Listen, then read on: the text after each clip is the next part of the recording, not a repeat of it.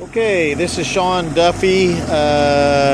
Today we removed Matthew removed the fuel injectors and exposed and pulled out the fuel pump out of the tank, pulled the fuel sending unit out,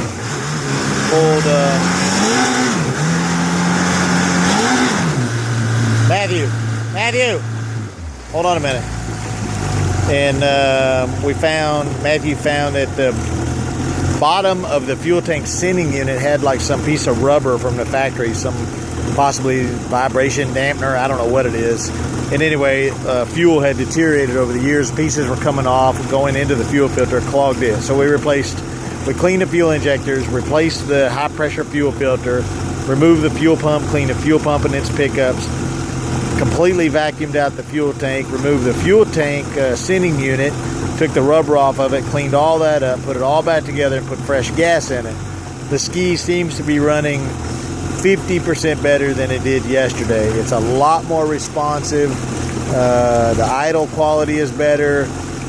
Matthew came into the office a moment ago and said that it was running like a whole different ski. The detonation is gone. It's much more responsive. Anyway, he's gonna run it a little bit for us. It's been out here running for about 10 minutes. And we've let it idle for a while when insured. You can see the tattletale is letting us know that we've got water going through the cooling system. The engine's nice and quiet, running good. Did it start okay? How's the battery? So even starting quality has come up. So that's probably why the first engine failed and we had burned pistons and so much damage on the pistons.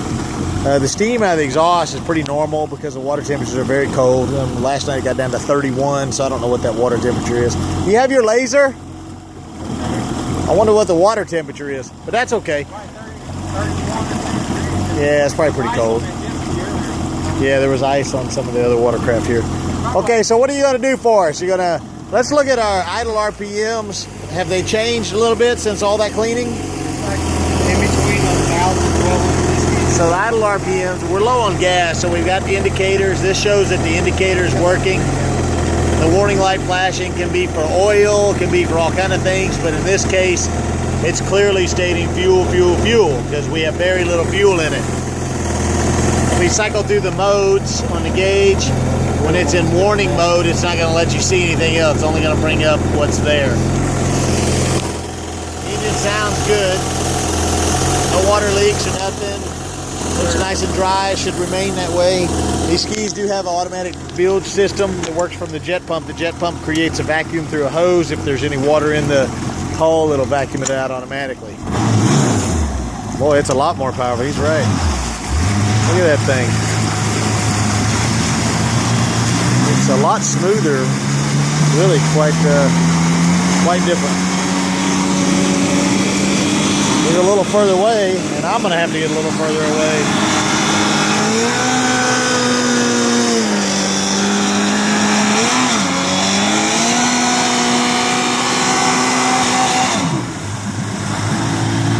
Matthew, what speed's it hitting the rev limiter? What? Do it again.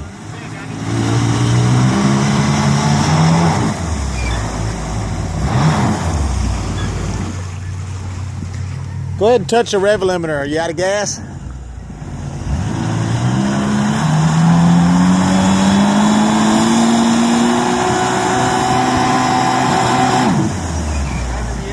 About 7,800?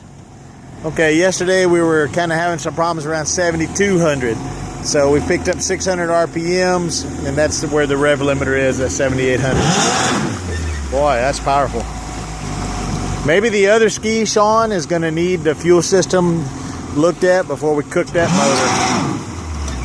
That's about 3 hours of work. I am going to charge you a little bit, but I'll be very generous. That thing is strong, man. That's nice. Good work. Looks good. Thank you, Matthew. Ready to go, Sean.